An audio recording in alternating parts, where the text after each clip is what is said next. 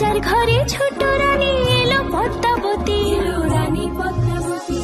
রাজার আরো 6টি রানীর ছিল না সন্তান, পদ্মাবতীর কোলালোতে মিলল সমাধান। বছর যেতে জন্ম নিল 7 ছেলে 1 মেয়ে, হয় খুশির আকাশ হঠাৎ কালো মেঘে গেল ছেয়ে। হিংসেতে যায় জ্বলে পুড়ে বাকি 6টি রানী, যুক্তি করে ঘটায় ওরা 7 কুমারের হানি। সুযোগ মতো 7 ছেলেকে মাটিতে দেয় পুঁতে, বাঁচে একা পারুল, ওরা পায় না তাকে ছুতে। ধাইমা বাজায় সেই মেয়েকে বড় করে তোলে, 7 ভাইকে পায় যে পারুল 7টি চাপা ফুলে। এত কিছুর পরেও রাজার বিপদ যে কাটে না, সূর্য নগরে সুখের সূর্য আর ওঠে না।